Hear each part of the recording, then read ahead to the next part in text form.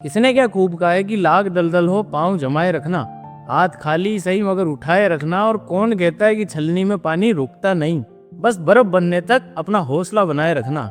जय श्री महाकाल में राजा अग्रवाल। एक छोटी सी कहानी। एक बार एक राज्य में बड़ी खुशहाली थी। वहाँ की प्रजा बड़ी खुश थी क्योंकि वहाँ का राजा बड़ा कमाल का था।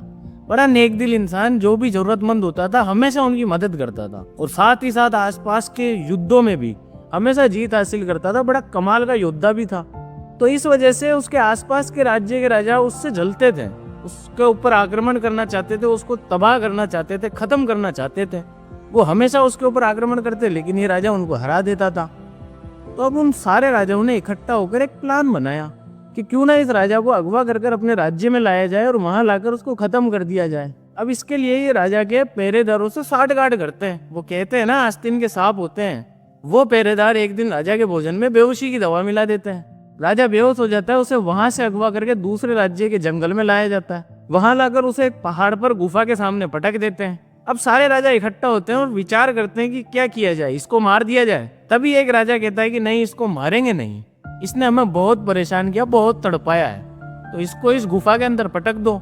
ये वैसे ही घुट घुट कर मर जाएगा और अपन इस गुफा को एक चट्टान से बंद कर देते हैं। सारे राजाओं ने मिलकर अपने सैनिकों को आदेश दिया और गुफा को एक चट्टान से बंद कर दिया। सारे राजा खुश थे कि ये घुट घुट के वैसे ही मर जाएगा।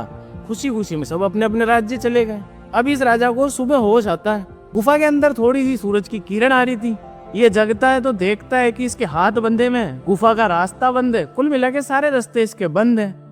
राजा बड़ा चिंतित सोचता है कि यार अब मेरा क्या होगा, मेरी राज्य, मेरी प्रजा, सब कुछ खत्म हो जाएगा, मैं यहाँ से बाहर कैसे निकलूंगा। तभी उसको उसकी माँ की एक बात याद आती है, एक मंत्र याद आता है कि कुछ तो कर, यूं ही मत मर। अब राजा हिम्मत जुटाता है और वापिस खड़ा होता है। जैसे ही चट्टान तक पहुंचने वाला होता है कि उसके पाँव में एक सांप धंस लेता है। अब राजा एक बार फिर गिर जाता है। उसका हौसला टूट जाता है, बिल्कुल हार मान जाता है। सोचता है कि यार मुझे कौन बचाएगा, यहाँ से मैं कैसे बाहर निकलूंगा। लेकिन फिर से उसको वही बात याद आती है कि कुछ तो कर, यूं ही मत मर। राजा अपनी कमर से एक कटार निकालता है और जहां सांप ने खाया होता है वहां से पाँव काट कर फेंक देता है। अब वो कहते हैं ना कि एक समस्या खत्म हुई तो दूसरी समस्या इंतजार करती है आपका। उसी तरह राजा के पाँव तो कट गया, लेकिन वहां से खून आने लग जाता है। बड़ा दर्द होता है उसे। राजा अब अपने कमर से एक कपड़ा निकालता है और उस जगह पर बांधता है। फिर वही बात याद करता है कि कुछ तो कर, यूं ही मत मर। और जैसे तैसे चट्टान तक पहुंचता है और वहां पर अपना सारा जोर लगा देता है चट्टान पर। चट्टान थोड़ी सी खिसकती है। पहाड़ पे होने के कारण चट्टान लुढ़क जाती है और गुफा का दरवाजा खुल जाता है।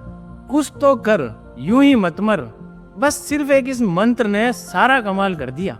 ये छोटी सी कहानी हमें सिखाती है कि जिंदगी में अगर आपको भी मोटिवेशन चाहिए तो सेल्फ मोटिवेशन लाइए, क्योंकि कोई और आपको मोटिवेट नहीं कर सकता जितना आप खुद को मोटिवेट कर सकते हो।